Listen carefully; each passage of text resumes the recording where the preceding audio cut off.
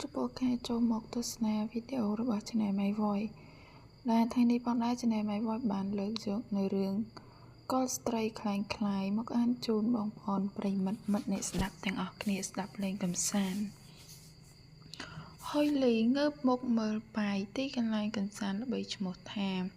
Infinity Club មានពន្លឺភ្នែកព្រិចៗដោយការរំភើបព្រោះចាត់ទុកថានេះជាលើកដំបូងក៏ថាបានដែរនាងក្រមុំបានមកជន់កន្លែងកម្សាន្តនេះកាលពីរៀនចប់ហើយនាងក៏ត្រូវទៅរៀនពិសេសឬមិនអីចឹងក៏ត្រូវទៅផ្ទះជួយលោកយាយធ្វើនំពេលធ្វើការនាងក៏ធ្វើតួនាទីដូចមុនរហូតនេះក៏មិនញឹកញាប់ប៉ុន្មានដែរពេលចេញពីធ្វើការបានដើរចេញទៅក្រៅផ្ទះខ្លះនេះបើមិនមែនព្រោះត្រូវមកតាមការអញ្ជើញរបស់ភ្ញៀវដែលចង់ប៉ៅអរគុណនាងប្រហែលជាមិនបានមកទីនេះទេឆាប់ចូលទៅខ្ញុំបានឮថាទីនេះមានតែភ្ញៀវលំដាប់កំពូលប៉ុណ្ណោះនិយាយងាយទៅគឺបើគ្មានលុយចូលមិនបាច់ដាច់ខាតលាក់គេសើចយ៉ាងរីករាយព្រមទាំងអស់ដៃមិត្តសម្លាញ់ចូលក្នុងក្លឹបល្បីឈ្មោះគណៈតែមួយដែលរៀងខ្ពស់របស់តាសៀងកំពុងចេញពីឡានបែនទំនើបព្រមទាំងក្បែរកាយមានស្រីស្អាតដូចយូធីងបណ្ដាគ្នាដោយប្រកាន់សិទ្ធិជាម្ចាស់ខ្ញុំឲ្យគេយកភេសជ្ជៈទៅចាំក្នុងបន្ទប់ហើយអ្នកចាត់ការកំឡោះរបស់ក្លឹបដើរចេញមកទទួលម្ចាស់ភិហ៊ុនធំគណៈដែលតាសៀងក្រវះដៃមើលភ្នែកមើលជុំវិញក្លឹបហើយក៏តាក់ជាមួយនារីដែលមុខប្រហែលកំពុងដើរចូលក្នុងក្លឹបអ្នកកំឡោះផ្អៀងកដោយសេចក្ដីគិតមុននឹងចងចាំការវិលទៅរកពេលដែលកើតឧបទ្ទវហេតុកាលពីថ្ងៃមុនមែនហើយស្រីមាត់ណាយម្នាក់នោះឯងមិនស្មានថាចូលចិត្តដើរលេងដែរអត់ទេថ្ងៃនេះខ្ញុំចង់ទៅអង្គុយនៅខាងក្នុងច្រានជាងតាសៀងងាកទៅប្រាប់អ្នកចាត់ការកំឡោះមុននឹងដើរលឿនស្លាវចូលទៅមុខចំនួនការដើរសម្ដៅទៅបន្ទប់ VIP ដូចទម្លាប់ទុកឲ្យយើធីងដែលមានអាការៈមិនពេញចិត្តតែក៏ធ្វើអីមិនបានក្រៅពីរហ័សរត់តាមគេព្រោះនាងដឹងច្បាស់ស្រាប់ទៅហើយជាមនុស្សដូចតាសៀងគ្មានអ្នកណាបង្ខំគេឲ្យធ្វើអីបានទេហេតុអីទៅចង់ទៅផឹកខាងក្នុងមនុស្សក៏ច្រើនសម្លេងក៏គ្រប់ពេលបងតែងតែផឹកនៅបន្ទប់ VIP មិនអីចឹងយើធីងរហ័សដើរតាមតង់ដៃគេជាប់ហើយសួរដោយការមានសង្ឃឹមព្រោះនាងដឹងថាអ្នកកំឡោះនិងក្រុមមិត្តភ័ក្តិ4នាក់ទៀតរបស់គេមានបន្ទប់ពិសេសមួយសម្រាប់ជុំគ្នាជាពិសេសតែនាងក៏មិនធ្លាប់មានឱកាសបានចូលទៅក្នុងបន្ទប់នោះបានអីម្ដងសោះតែគិតក្នុងផ្លូវល្អថានេះជាឱកាសល្អព្រោះមនុស្សកាន់តែច្រើនកាន់តែជាព័ត៌មានពេលឃើញនាងនិងគេដើរលេងជាមួយគ្នាលើកនេះឈ្មោះរបស់យើធីងនឹងបានវិលទៅលើក្របទស្សនាវដ្តីវិញនាងក្រមុំគិតម្នាក់ឯងដោយការសំចិត្តតាសៀងមិនយកចិត្តទុកដាក់ចំពោះសំណួររបស់នាងទើបមិនបានឆ្លើយអីចំណែកហុយលីពេលចូលទៅក្នុងក្លឹបហើយក៏មានអាការៈវិលមុខព្រោះភ្លើងពណ៌និងសំឡេងភ្លេងដែលបើកដោយចង្វាក់រំជួយចិត្តផ្ទុយពីលាក់គីដែលកំពុងញញឹមស្រស់បងវាយខ្សែភ្នែកមើលកំឡោះដោយចិត្តភ្លើនអាគីត្រជាខ្ញុំចង់បែកហើយហុយលីស្រែកប្រជែងជាមួយសំឡេងភ្លេងទៅរកលាក់គីមិត្តសម្លាញ់ដែលកំពុងសប្បាយចូលទៅអាលីភ្ញៀវវាចង់ប៉ៅអរគុណបើយើងមិនមកវាក៏ជា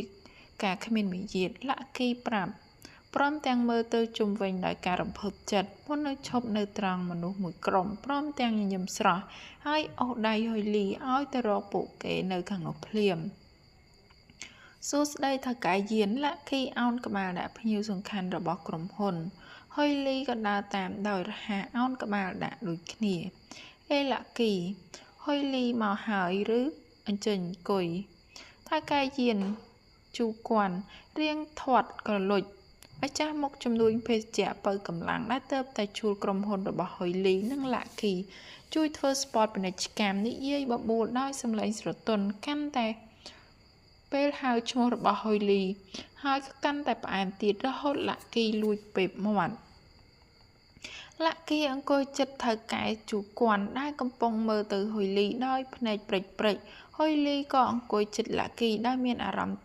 ថាអរគុណណាស់ព្រោះបើឲ្យនាងអង្គុយចិត្តថៅកែព្រាននារីនេះឃើញថាមិនកើតទេប្រហែលជាអាចលើសលួសលើនាងមិនខាន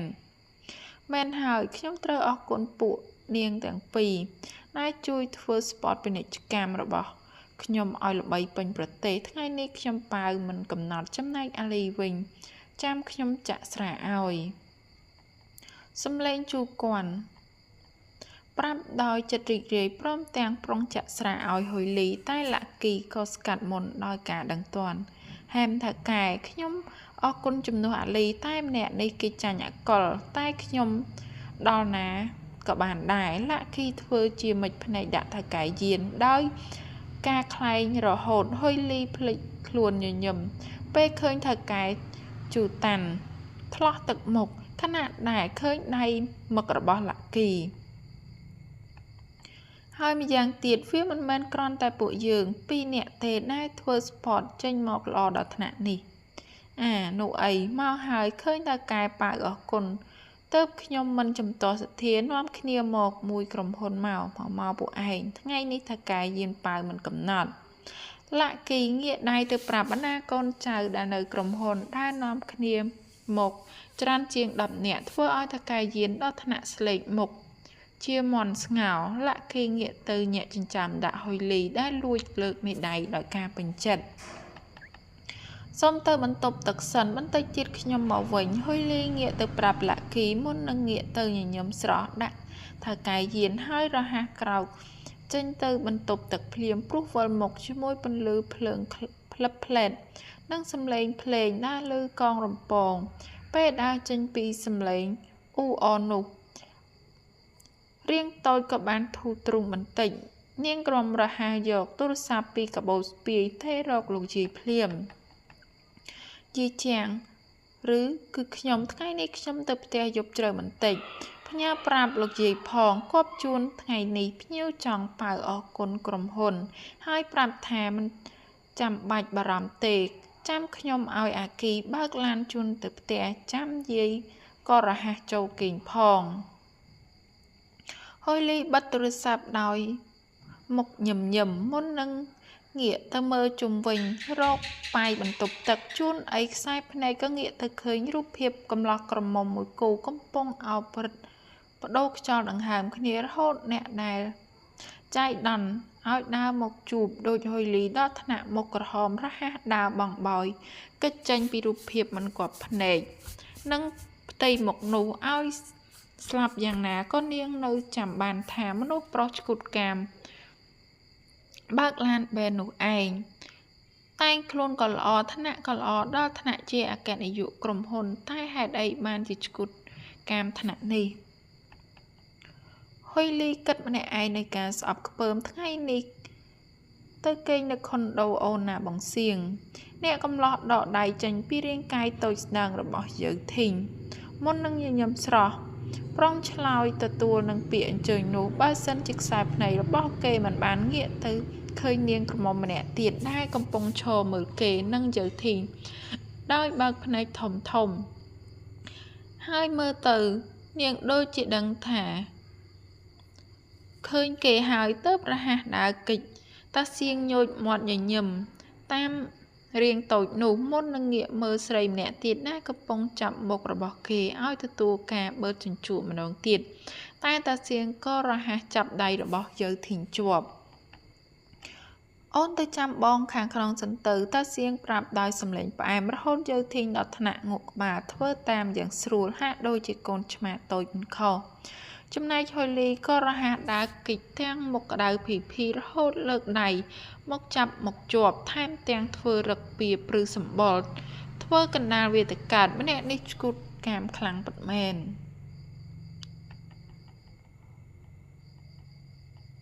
ហុយលីលើកដាងអាលក្បាលខ្លួនឯងព្យាយាមមិនគិតអំពីរឿងឆ្កួតដែលបានឃើញមុននេះ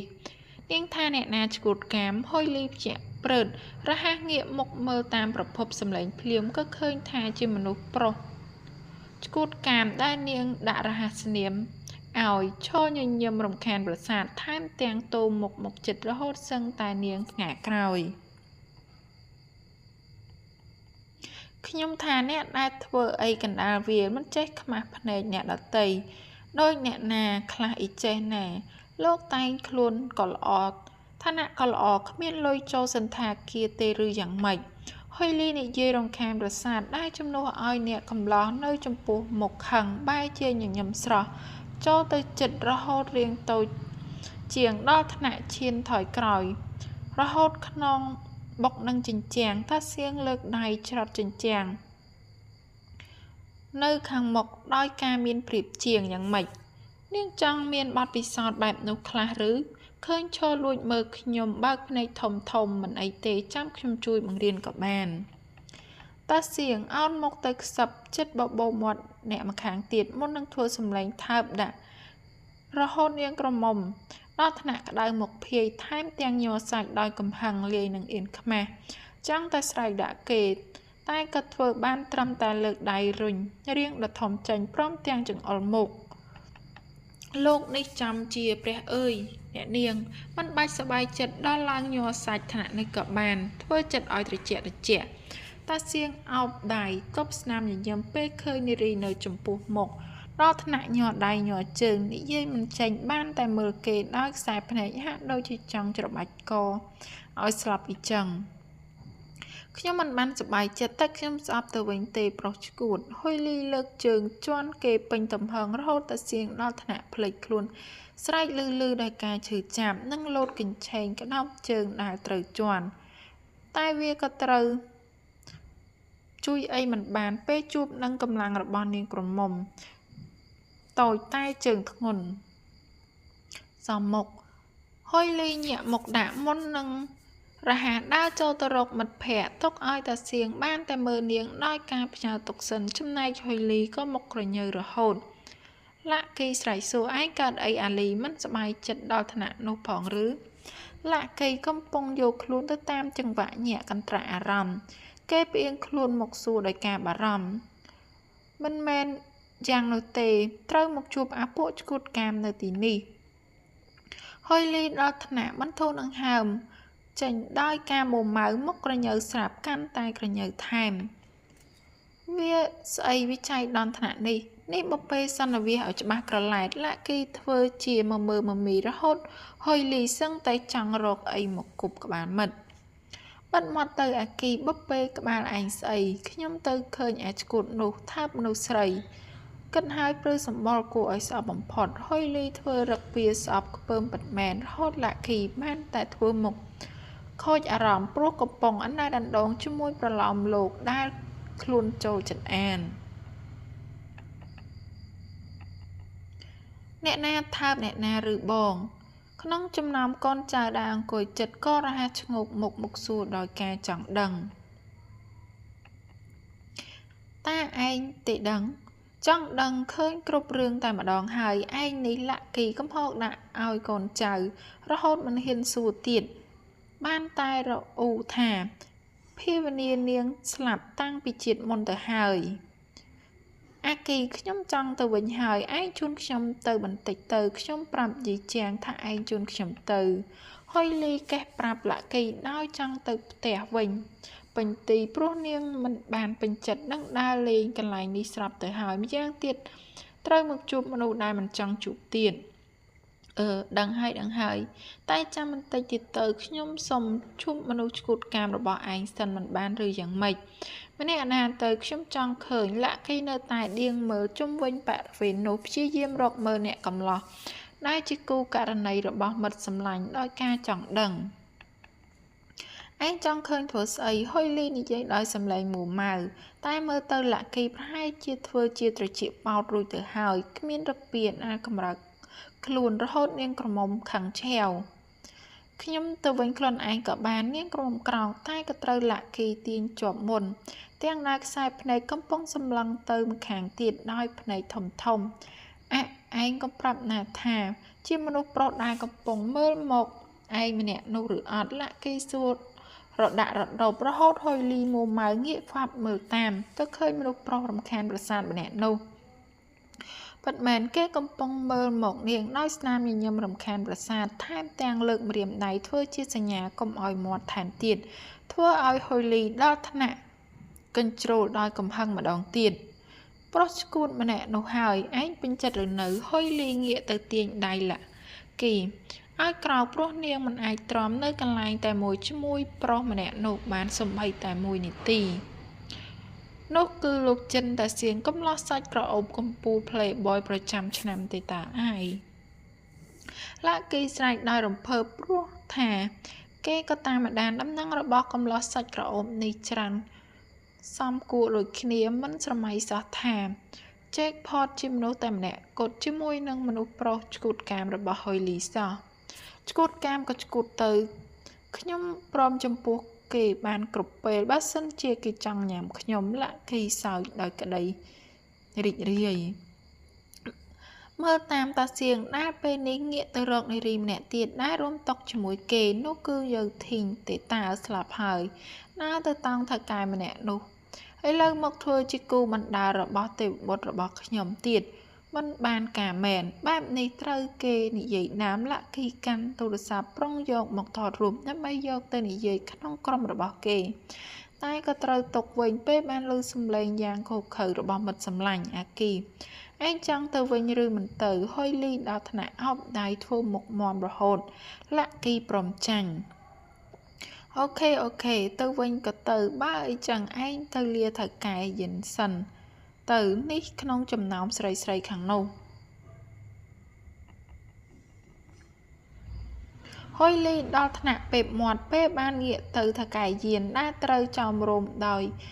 បណ្ដាស្រីរបស់ក្លឹបដែលកំពុងបម្រើសេវាកម្មចាក់ស្រាឲ្យដោយការយកចិត្ត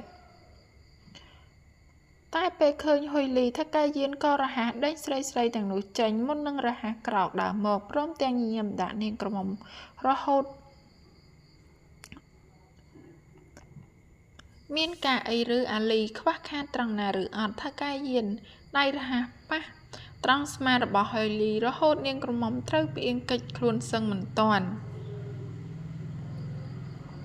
អត់អីទេថៅកែយានជូនអីខ្ញុំមានអារម្មណ៍មិនសូវស្រួលខ្លួនតើមកសុំអនុញ្ញាតទៅវិញមុនតែកាយយានមានរឹកពីសោកស្ដាយឲ្យឃើញច្បាស់ព្រះអើយមិនក៏រហ័សទៅវិញម្លេះអាលីនៅបន្តិចទៀតមិនបានឬថៅកែយានលូកដៃទៅចាប់ដៃរបស់ហុយលីរហូតនាងក្រមុំដល់ថ្នាក់បើកភ្នែកធំរហ័សរលាស់ដៃចេញតែក៏ពិបាកបានតែព្យាយាមធ្វើចិត្តឲ្យស្ងប់ព្រោះទន្ទិញពាក្យថាភ្ញៀវនៅក្នុងខួរក្បាលឡើងទៅថៅកែយានខ្ញុំមិនស្រួលខ្លួនពិតមែនសំទោសផងហុយលីព្យាយាមទាញដៃចេញតែថៅកែយាននៅមិនព្រមលែងដូចប្រុងចាប់អ្វីផ្សេងដែលលើសពីដៃរបស់នាងរហូតហុយលីដល់ថ្នាក់ក្តោបដៃនៅដាល់ទំនេរប្រុងដាល់មុខធាត់ត្រលុចនោះឲ្យហើបដោយមិនបាច់ទ្រាំតទៅទៀតល្អដែលលាក់គីចូលមកជួយកែស្ថានភាពថៅកែយានសុំទោសពិតមែនណាថៅកែដែលយើងត្រូវសុំទៅមុនលាក់គីចូលទៅទាញដៃរបស់ថៅកែយានចេញពីមិត្តសម្លាញ់តែថៅកែយានដែលកំពុងវក់ពេញទីមិនដឹងជាយកកម្លាំងកំហែងពីណាវាលាក់គីដែលមានរាងខ្ពស់ធំត្រេតទៅប៉ះនឹងតុកឮសំឡេងខ្លាំងហុយលីដល់ថ្នាក់ថ្មឹងដោយស្មានមិនដល់កុំលែងខ្លួនពេកសៀងហុយលីនៅបន្តជាមួយខ្ញុំបន្តិចទៀតទៅការងារក្រោយខ្ញុំធានានឹងជួលក្រុមហ៊ុនរបស់អាលីផ្ដាច់មុខតែម្ដងល្អទេប្រយោគក្រោយរបស់ថៅកែយានមើលហុយលីដោយភ្នែកផ្អែមល្ហែមរហូតនាងក្រមុំដល់ថ្នាក់ព្រឺសម្បុរខ្ញាក់ដោយការស្អប់ខ្ពើមឡើងខ្ញុំទៅថៅកែយានកុំធ្វើបែបនេះហុយលីព្យាយាមបំរាស់ដៃទាំងសងខាងតែមិនបានផលលាក់គីពេលនេះកំពុងត្រូវបណ្ដាកូនចៅគ្រាតែមិនទាន់មានអ្នកណាហ៊ានចូលទៅធ្វើអីថៅកែយានព្រោះគេជាមនុស្សមានឥទ្ធិពលថែមទាំងជាភ្ញៀវធំរបស់ក្រុមហ៊ុនទៀតផងនេះខ្ញុំមិនទាន់បានធ្វើអីនាងផងបើធ្វើវាត្រូវតែបែបនេះថៅកែយានដៃមកស្វាយចាប់ត្រគាកមូលខ្លំរបស់នាងក្រមុំជាប់រហូតហុយលីដល់ថ្នាក់ស្រែកចំណែកលាក់គីក៏នៅថ្មឹងម្ដងទៀតពេលនេះមិនដឹងថាជួយមិត្តសម្លាញ់យ៉ាងម៉េចឯង អាថាកែតណ្ហាក្រាស់ហុយលីគំរាមខ្លាំងមុននឹងលើកជើងទាត់ចំប្រឡោះផ្លូវរបស់ថៅកែយានយ៉ាងខ្លាំងរហូតរៀងថត់ត្រលុចរបស់ថៅកែនោះដួលលើការ៉ូស្រែកធ្ងោហាក់ដូចជាជ្រូកត្រូវចាក់កមិនខុសនាងចូលទៅថែមមួយជើងទៀតដោយកំហឹងលាក់គីរហ័សចូលទៅអោបមិត្តជាប់មុនព្រោះដឹងច្បាស់ថាបើបណ្ដោយឲ្យហុយលីធ្វើទៀតមិត្តរបស់គេប្រហែលជាត្រូវបានជាប់គុកពីបទសម្លាប់មនុស្សជាមិនខានលែងខ្ញុំទៅអាគីហុយលីនៅតែរើបំរាស់ពេលត្រូវលាក់គីទាញជាប់ធ្វើចិត្តឲ្យត្រជាក់ទៅអាលីលាក់គីបានតែប្រាប់មិត្តព្រោះមិនចង់ឲ្យរឿងវាវែងឆ្ងាយតែមើលទៅប្រហែលមិនតាន់ទេព្រោះកូនចៅពីរនាក់របស់ថៅកែយានស្ទុះមកជួយចៅវាយមុខរបស់ថៅកែស្ញូចដោយការឈឺចាប់តែប្រហែលមិនស្មើនឹងកំហឹងពេលនេះនិយាយគ្នាស្រួលបួលមិនដឹងរឿងមែនទេចង់ឲ្យប្រើកម្លាំងឬយ៉ាងម៉េចថៅកែយានងាកទៅងក់ក្បាលដាក់កូនចៅទោះបីជាខ្លួនឯងនៅចុកខ្លាំងកូនចៅរបស់គេក៏ស្ទុះចូលទៅរកហុយលីនិងលាក់គីដែលកំពុងថ្លោះទឹកមុខព្រោះស្មានមិនដល់ថាថៅកែយាននាំកូនចៅមកជាមួយធ្វើចិត្តឲ្យត្រជាក់ទៅថៅកែអាលីវាប្រហែលស្រវឹងគុំទៅប្រកាន់វាអីលាក់គីរហ័សញញឹមទទួលជំនួសមិត្តសម្លាញ់តែសម្ដីរបស់លាក់គីធ្វើឲ្យហុយលីជំទាស់ភ្លាមខ្ញុំមិនបានស្រវឹងទេធ្វើទៅថៅកែខ្ញុំបានប្តឹងប៉ូលីសពីបទបៀតបៀនផ្លូវភេទនិងធ្វើបាបរាងកាយប្រទេសមានច្បាប់មានទម្លាប់កុំគិតចង់ធ្វើអីតាមអំពើចិត្តបាននោះអាលីស្ងាត់ទៅទុកឲ្យខ្ញុំចាត់ការលាក់គីរហ័សមកសឹកតែប្រហែលជាគ្មានអ្វីមកទប់ហុយលីបានទៀតឡើយហែមខ្ញុំចូលចិត្តមនុស្សក្លាហានមាត់ពុកកែដូចនាងខ្លាំងណាស់ប្រថុយជាមួយកុកបន្តិចក៏ល្អថៅកែយានពេបមាត់ញញឹមកូនចៅរបស់ថៅកែកំពុងរុញលាក់គីឲ្យត្រេតទៅម្ខាងម្ដងទៀតព្រមទាំងទាញដៃរបស់ហុយលីរហូតរៀងតូចត្រេតទៅតាមកម្លាំងទាញនោះទោះបីជានាងក្រញ៉ៅតែក៏មិនអាចធ្វើអ្វីកូនចៅមិត្តធំរបស់យានចូលតាន់បានពេលនេះបរិយាកាសក្នុងក្លឹបកំពុងក្តៅកគុកអ្នកដែលមកកំសាន្តនាំគ្នាបញ្ឈប់ការសប្បាយព្រោះកំពុងតែចាប់អារម្មណ៍ហេតុការណ៍នៅចំពោះមុខតែមុននេះដែលហេតុការណ៍អស់បន្លាយនោះសំទោសថាកែយានងាកទៅមើលអ្នកដែលនិយាយរាក់ទាក់ដោយការមុំម៉ៅឯងជាអ្នកណាខ្ញុំជាអ្នកគ្រប់គ្រង Infinity Club អ្នកកំឡោះគ្រប់គ្រងញញឹមដោយការសុភាពគ្រាន់តែជាអ្នកគ្រប់គ្រងកុំមករញ៉េរញ៉ៃបានទេឯងដឹងទេថាខ្ញុំជាភ្ញៀវ VIP នៅទីនេះកុំមកចង់មានរឿងជាមួយខ្ញុំល្អជាងសុំទោសផងតែដើម្បីរបៀបរៀបរយរបស់ក្លឹបយើងចាំបាច់ត្រូវតែសុំអភ័យទោសពីថៅកែនិងកូនចៅរបស់ថៅកែឲ្យចេញពីហាងផងស្អីគេមិញឯងនិយាយថាម៉េចទៅហៅថៅកែរបស់ឯងមកទីនេះភ្លាមខ្ញុំចង់រករឿងឲ្យដល់ទីបំផុតហ៊ានយ៉ាងម៉េចដេញខ្ញុំចេញខ្ញុំជាភ្ញៀវលំដាប់ VIP ណាវើយថាកែយាននៅតែហែកមាត់ស្រែកលឺមុខហាមនៅកំពុងតែងងឹតដោយកំហឹងហាក់ដូចជាជ្រូកត្រូវទឹកក្តៅមិនខុសសុំទោសផងថៅកែអ្នកគ្រប់គ្រងកំឡោះនៅតែញញឹមព្រមទាំងងាកទៅញាក់មុខដាក់អង្គរៈពាក់អាវក្រសេរាងខ្ពស់ធំឲ្យចូលមកក្រៀកថៅកែយាននិងកូនចៅពីរនាក់នោះភ្លាមថៅកែយានថ្លោះទឹកមុខអស់ភាពរឹងរូសភ្លាមកូនចៅរបស់ថៅកែក៏ព្រមលែងហុយលីឲ្យមានសេរីភាពព្រោះឃើញស្ថានភាពមិនស្រួលលាក់គីស្ទុះចូលទៅទាញមិត្តសម្លាញ់ឲ្យចេញពីកូនចៅរបស់ថៅកែយានព្រមទាំងសួរដោយការព្រួយបារម្ភខ្ញុំមិនកាត់អីទេហុយលីអង្អែលដៃខ្លួនឯងដែលមានស្នាមក្រហមព្រោះត្រូវការកូនចៅរបស់ថៅកែយានច្របាច់ផ្ញើទុកសិនចោះចាំមើលណាខ្ញុំគ្មានថ្ងៃមកជន់ទីនេះទៀតហើយនឹងធ្វើឲ្យបាឈួតរបស់ឯងខ្ទេចគ្មានសល់ផ្ដាំប្រាប់ថៅកែឯងផងថៅកែយានស្រែកដាក់អ្នកចាត់ការក្លឹបតែសម្លេងមើលទៅខ្សោយជាងពេលដំបូងព្រោះកូនចៅរបស់ខ្លួនមានតែ2នាក់តែអង្គរៈមានធំដែលឈរគៀកនោះមានច្រើនហើយមើលទៅម្នាក់មានជំនាញទើបគេព្រមថយ ចំណែកនាងវិញ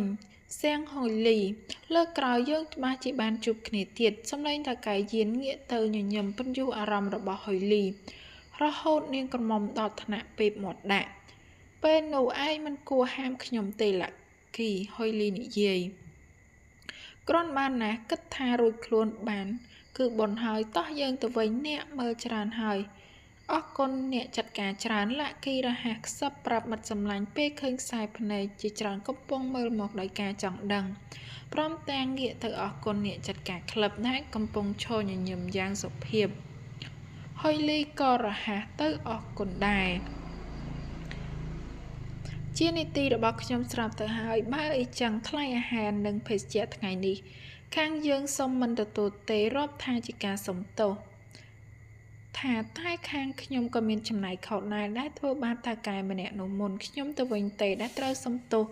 លោកដែលធ្វើឲ្យក្លឹបរបស់លោកកើតមានភាពរញ៉េរញ៉ៃហុយលីក៏រហ័សប្រាំដោយការក្រែងចិត្តអ្នកណាក៏មើលដឹងថានាងមិនបានខុសអីរាប់ថាជាការទទួលខុសត្រូវរបស់ក្លឹបទៅចោះហុយលីបានតែធ្វើមុខមីងមាំងផ្ទុយពីលាក់គីដែលរហ័សអរគុណអ្នកចាត់ការក្លឹបម្ដងទៀតព្រមទាំងងាកទៅប្រាប់បណ្ដាកូនចៅឲ្យបំបែកគ្នាព្រោះបើត្រូវឲ្យចេញថ្លៃអាហារនិងភេសជ្ជៈខ្លួនឯងក៏បោកនាងប្រហែលជារហែកមិនខានហុយលីនិងលាក់គីចេញពីក្លឹបដោយហុយលីមិនដឹងទេថាពេលកំបាំងពីភ្នែក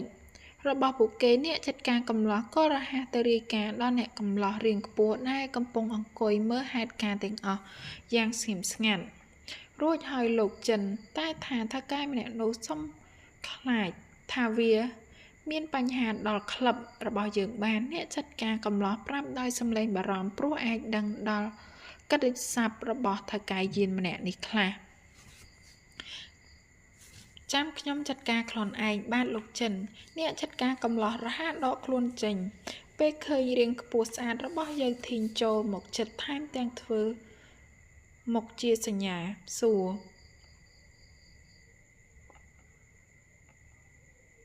មានរឿងអីកើតឡើងនាងក្រមុំងាកមើលជុំវិញដោយការសង្ស័យព្រោះនាងទៅតែទៅផាត់មកថែមនៅក្នុងបន្ទប់ទឹកទៅមិនដឹងថាមានរឿងអីគ្មានអីទេយើងធីងនៅតែជ្រុលចិញ្ចាមចំពោះរឹកពីញញឹមរបស់អ្នកកំឡោះដែលហាក់ដូចជាកំពុងនឹកអ្នកណាម្នាក់តែនាងក៏មិនខ្វល់ព្រមទាំងអង្គុយគៀករៀងខ្ពស់ណៃតូចក៏លូកទៅអង្អែលក៏អ្នកកំឡោះដោយមិនចាប់អារម្មណ៍ខ្សែភ្នែករបស់មនុស្សជាច្រើនដែលកំពុងមើលមកដោយការចាប់ចិត្តចាប់ថ្លើមតាសៀងទាញដៃនាងចេញដោយការមិនពេញចិត្តព្រោះគេមិនចូលចិត្តធ្វើអ្វីកណ្ដាលវាលក្នុងចំណោមខ្សែភ្នែកជាច្រើនដែលមើលមកបែបនេះកុំធ្វើបែបនេះអីយើធីងខ្ញុំមិនចូលចិត្តសម្លេងរបស់គេរឹងធ្វើឲ្យយើធីងដល់ថ្នាក់ថ្លោះទឹកមុខតែក៏នៅញញឹមមនុស្សប្រុសដូចគ្នាទាំងអស់ញែកញាក់ដាក់បន្តិចអង្វរបន្តិចក៏ទន់ចិត្តហើយធ្វើអីអូនមិនបានធ្វើអីផងនាងក្រមុំញញឹមស្រស់ដៃតូចក៏បដូរពីអង្អែលកមកស្ទាបដើមទ្រូងដុតធំរបស់គេដោយភាពស្ទាត់ជំនាញតែនាងក្រមុំស្មានខុសព្រោះតាសៀងមិនដូចមនុស្សប្រុសរបស់នាងពេលគេប្រាប់ថាអត់គឺអត់ខ្ញុំប្រាប់ថាឲ្យលែងនោះអីយើធីងថ្ងៃនេះខ្ញុំហត់បន្តិចទៀតចាំឲ្យមនុស្សជូននាងទៅខុនដូចុះអ្នកកំឡោះក្រោកឈរភ្លាមរហូតធ្វើឲ្យរៀងតូចដល់ថ្នាក់ត្រេតទៅលើសាឡុងដោយការអាម៉ាស់មុខខ្នើសចិត្តដាល់តាសៀងមិនព្រមទន់ភ្លន់ដាក់នាងតែភាពខ្នើសចិត្តក៏មិនស្មើនឹងអ្វីដែលអ្នកកំឡោះទៅដេកនៅខុនដូរបស់នាងរឿងនោះធ្វើឲ្យយើងធីងដល់ថ្នាក់ស្ទុះក្រោកឈរភ្លាមស្អីគេក្រែងបងប្រាប់ថាយប់នេះនឹងទៅគេងនៅខុនដូអូនោះអីយើងធីងប្រែទឹកមុខព្រោះនាងទៅតែលួចតែទៅប្រាប់ខាងទស្សនាវដ្តីអេកអូចថាថ្ងៃនេះចិនតាសៀងនឹងឡើងទៅខុនដូនេរីម៉ូដែលដែលคล้ายជាមនុស្សជាទីស្រឡាញ់នាពេលបច្ចុប្បន្នរបស់គេបែបនេះផែនការរបស់នាងក៏បរាជ័យបាត់ទៅហើយខ្ញុំចាំថានៅមិនទាន់បានសន្យាជាមួយនាងទេយើធីងថ្ងៃនេះខ្ញុំហត់មិនមែនសំទោសតាសៀងប្រាប់ដោយការ កាត់បត់សន្ទនាព្រមទាំងដើរចេញទុកឲ្យយើងធីងបានតែចំហមកថ្លុងដោយស្មានមិនដល់ថាគេຕົកនាងចោលបែបនេះតាសៀងឈួតបំផុតយើងធីងស្បត់ដោយការមួម៉ៅព្យាយាមតាមអ្នកកំឡោះតែត្រូវអ្នកចាត់ការក្លឹបចូលមកស្កាត់មុនព្រមទាំងញញឹមស្រស់ដោយការដឹងទូនីតិអ្នកនាងចង់ឲ្យខ្ញុំជូនទៅណាដែរជីចេញក្រែងថាមិនបានទេខ្ញុំបាន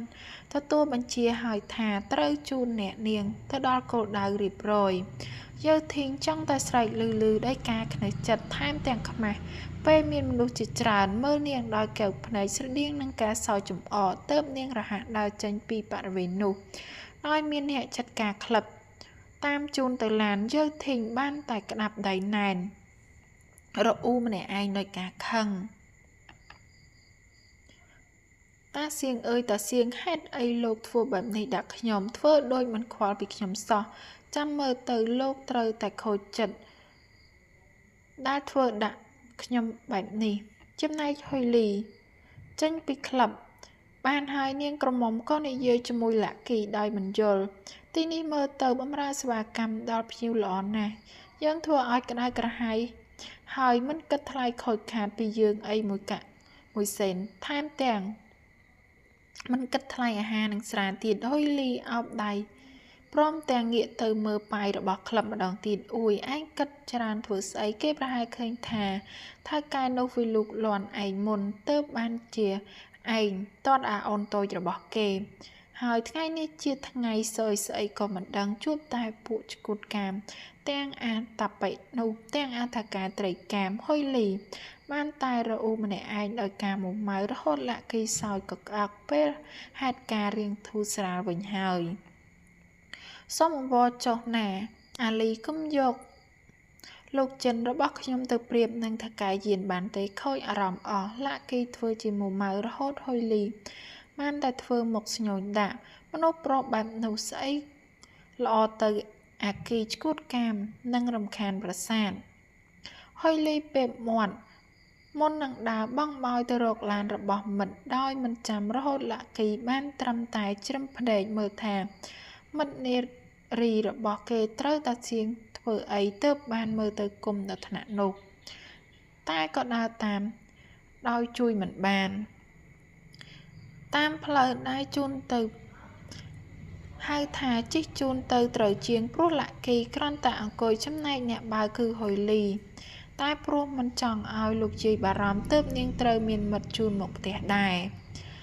នៅតាមផ្លូវលាក់គីបានតែនិយាយដល់តាសៀងបែបនេះតាសៀងបែបនោះរហូតហ៊ុយលីបានតែធ្វើមុខដូចលេបថ្នាំខុសព្រោះវាជាឈ្មោះដែលនាងមិនចង់លើបំផុតមុនចូលផ្ទះហ៊ុយលីក៏ចាត់ការបដូរខោអាវឲ្យមានរបៀបរៀបរយជាមុនដោយប្រើបន្ទប់ទឹកសាធារណៈម្ដុំនោះលាក់គីបានតែឈរផ្អែកឡានដោយមិនចាប់អារម្មណ៍ព្រោះស៊ាំទៅហើយទោះបីពេលដំបូងភ្ញាក់ផ្អើលខ្លះតែព្រោះគិតដល់មូលហេតុថាផ្ទះរបស់មិត្តជាត្រកូលចាស់បុរាណទើបនាងក្រមុំធ្វើជាកុលស្ត្រីហើយគេធ្លាប់បានទៅផ្ទះរបស់ហ៊ុយលីច្រើនដងដែរលាក់គីមិនចង់ប្រាប់ទេថាវាដូចជាត្រឡប់ចូលទៅកាន់សម័យរាជវង្សឆេងគ្មានខុសរួចហើយឯងមកធ្វើជាទូនាទីអ្នកបើកឡានបានហើយហ៊ុយលីក្នុងឈុតរ៉ូបពណ៌សគប់ភ្នែកនិងអាវដៃវែងពណ៌ផ្ទៃមេឃខ្ចីដើម្បីបិទបាំងស្នាមជាំនៅកដៃសក់វែងអាឡ័យរបស់នាងត្រូវຕົកឲ្យរំសាយប្រះស្មាលាក់គីបានត្រឹមតែមើលមិត្តសម្លាញ់ដោយការច្រណែនព្រោះមិនថាហ៊ុយលីនៅក្នុងលក្ខណៈណាក៏លេចធ្លោនេះគេមិនបានមានអរម៉ូនភេទស្រីលើសពី100រៀងក្នុងរាងកាយប្រហែលជាស្ទុះចូលទៅញ៉ែមិត្តម្នាក់នេះមិនខានហ៊ុយលីបុរាណមើលទៅសុភាពរាបសារដោយសម្ពុតក្នុងភ្នត់ខុសពីហ៊ុយលីសម័យដែលមានជំនឿចិត្តចំពោះខ្លួនឯងឆ្ងាយណាស់បើមិនប្រាប់ថាជាមនុស្សតែម្នាក់គេប្រហែលជាគិតថាមានកូនភ្លោះជាមិនខានអញ្ជើញអ្នកនាងហ៊ុយលីលាក់គីធ្វើជាងារដៃដាក់អ្នកម្ខាងទៀតទើបធ្វើឲ្យហ៊ុយលីសោយកក្អាក់ប្រយ័ត្នទៅឯងកុំមកញ៉ោះខ្ញុំហ៊ុយលីដើរទៅអង្គុយក្បែរកន្លែងអ្នកបើកដោយរឹកពៀ កញ្ឆក់កញ្ឆេងមិនបានរក្សារូបភាពឲ្យស៊ីជាមួយឈុតដែលស្លៀកសោះកុំចង់ញាស់ខ្ញុំលាក់គេថាព្រមទាំងបញ្ឆេះឡានមុននឹងបត់ចូលទៅក្នុងច្រកផ្ទះរបស់ហុយលីមិនយូរប៉ុន្មានក៏ឈប់នៅមុខរបងផ្ទះម៉ូដចិនមួយខ្នងផ្ទះឯងចំជាស្ងាត់ស្ងាត់គួរឲ្យចង់រស់នៅមែនតែបើឲ្យខ្ញុំមកអង្គុយធ្វើមុខជូតដូចឯងខ្ញុំសុំបាយល្អជាងប្រយ័ត្នទៅឯងយ៉ាងណាក៏អរគុណច្រើនដែរជូនមកឯងបើកឡានឲ្យស្រួលបួលផងហុយលីថាព្រមទាំងបើកទ្វារឡានមុននឹងងាកទៅក្រវីដៃលាពេលឡានរបស់លាក់គីលូនចេញពីបរិវេណផ្ទះរបស់នាងបរិវេណនោះក៏ស្ងប់ស្ងាត់ដោយដែលគេថាពិតមែនអ្នកនាងសៀងមកហើយឬមិនក៏មិនប្រាប់ខ្ញុំឲ្យមកបើកទ្វារឲ្យហើយចុះឡានរបស់អ្នកនាងទៅណាហើយតាយ៉ងជាអ្នកបើកឡានផងនិងចាំបើកទ្វារផងរហ័សរត់មកដំណើរគ្នានឹងហុយលីដែលបើកទ្វារផ្ទះចូលមករួចទៅហើយនាងក្រមើលតាយ៉ងញឹមមុននឹងប្រាប់ដោយចិត្តល្អថ្ងៃក្រោយតាមិនចាំបាច់ក្រោកមកបើកទេខ្ញុំមើលថែខ្លួនឯងបានចំណែកឡានខ្ញុំមានបញ្ហាទើបចូលជាងយ៉ាងណាក៏ផ្ញើតាទៅយកឡានឲ្យខ្ញុំផងហុយលីងាកទៅរើសក្រដាសធ្វើឡានក្នុងកាបូបស្ពាយមុននឹងហុចឲ្យ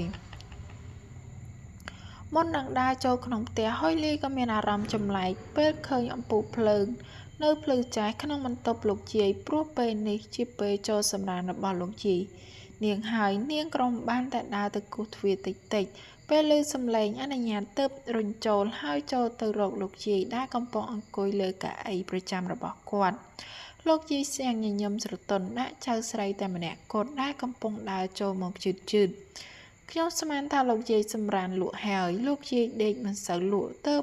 មកបើកមើលអាល់ប៊ុមរូបថតចាស់ហុយលីដល់ថ្នាក់ញញឹមដោយការសប្បាយចិត្តព្រោះនាងក៏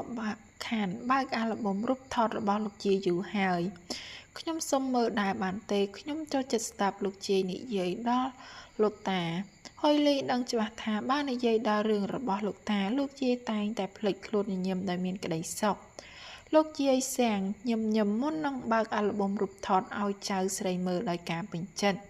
នេះជារូបរបស់លោកតាពេលដែលទទួលតំណែងជាទាហានអង្គរៈថ្មីយាយក៏មានឱកាសបានចូលទៅរួមពិធីនោះដែរដែលវាជាលើកដំបូងដែលយាយបានជួបតាឯងស្នាមញញឹមរបស់លោកយាយសៀងប្រាប់បានយ៉ាងច្បាស់ថាគាត់ស្រឡាញ់លោកតាណាស់រហូតអ្នកជាចៅញញឹមស្រស់ចង់មានក្តីស្រឡាញ់ស្រស់ស្អាតដោយលោកយាយនិងតារបស់នាងហៅថាជួបភ្លាមស្រឡាញ់ផ្លែតឬអត់លោកយាយគ្រាន់តែញញឹមជាមួយចម្លើយប៉ុណ្ណោះសម័យយាយមិនដូចសម័យនេះទេមនុស្សស្រីគ្មានសិទ្ធិជ្រើសរើសគូស្រកររៀបការចេញពីផ្ទះទៅជាមួយមនុស្សដែលស័ក្តិសមតាមចាស់ទុំឃើញថាសមគូស្នេហ៍ដែលស្រឡាញ់គ្នាក្រោយរៀបការក៏ច្រើនប្តីប្រពន្ធដែលលែងលះក្រោយរៀបការក៏មានជាសំណាងល្អដែលមានមនុស្សស្រីជាច្រើនដែលមានឱកាសបានជ្រើសរើសគូដោយខ្លួនឯងតែក៏រាប់ថាឆ្លងកាត់ឧបសគ្គរាប់រយទម្រាំបានរស់នៅជាមួយគ្នាបានខ្សែភ្នែករបស់លោកយាយសៀងមើលមមេទៅមាត់បង្អួចហាក់ដូចជាកំពុងធ្លាក់ចូលក្នុងអន្លង់គំនិតនៃអតីតកាលហេតុអីឬលោកតាលោកយាយទួតមិនព្រមអនុញ្ញាតឲ្យលោកតាឬហុយលីសួរដោយការចង់ដឹងព្រោះនេះជាលើកដំបូងដែលនាងបានស្ដាប់រឿងរ៉ាវស្នេហារបស់តាយាយប្រកបប្រជាយាយក៏មានដែលលោកតាយាយទួតរបស់ឯងរើសឲ្យ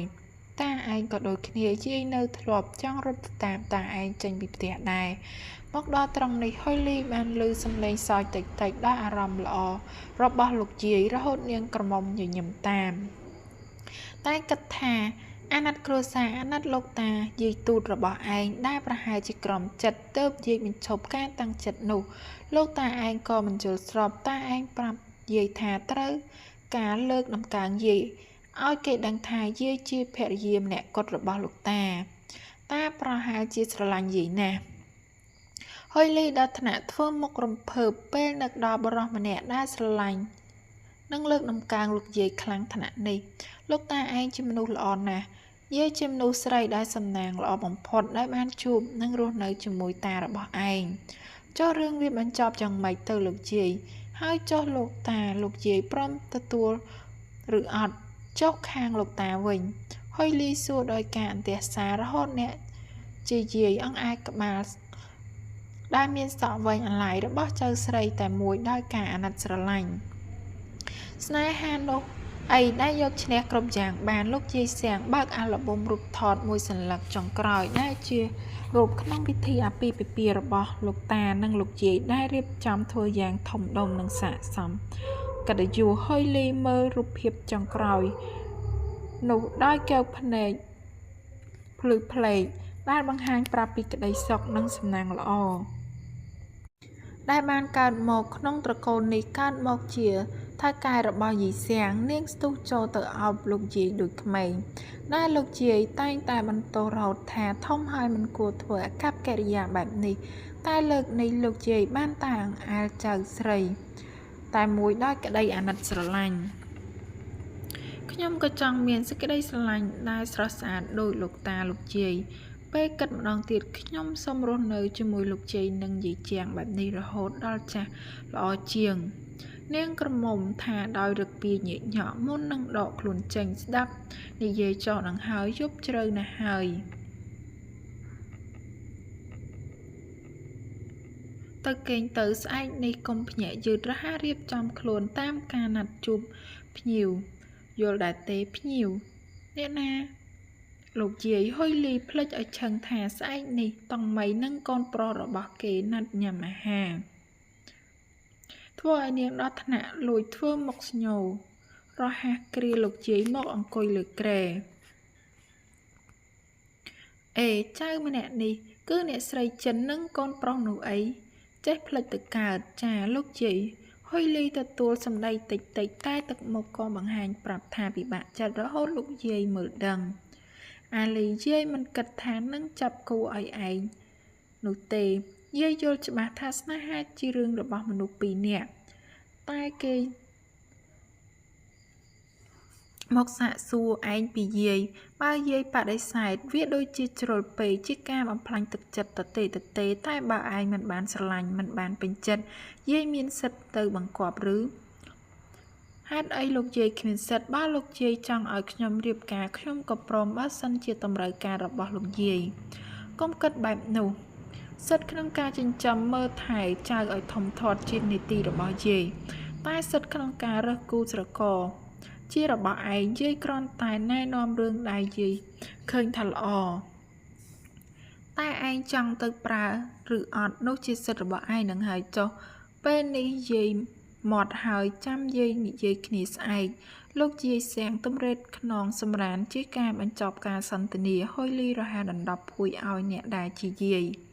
ដោយការយកចិត្តទុកដាក់ពេលឃើញលោកយាយសៀងបិទភ្នែកហើយហុយលីក៏ចេញពីបន្ទប់សម្ដៅទៅបន្ទប់គេងរបស់ខ្លួនដៃម្ខាងទៀតក៏ទាញកៅអីសំទោសទាញកៅស៊ូចងសក់ដោយការនឿយហត់ជួនកាលនាងក៏ចង់ឈប់ធ្វើបែបនេះដែលត្រូវសម្ដែងជាមនុស្សពីរនាក់តែនាងមិនចង់ឲ្យលោកយាយអស់សង្ឃឹមថាជាស្វារពឹសមិនបានទន់ភ្លន់ដោយដែលគាត់ចង់បានលោកយាយគាត់ប្រហែលជាខូចចិត្តព្រោះនាងដឹងថាខ្លួនឯងជាទីពេញចិត្តរបស់លោកយាយទើបមិនហ៊ានបំផ្លាញវាអរគុណចំពោះការចូលរួមទស្សនាជួបគ្នានៅវីដេអូក្រោយបន្តទៀត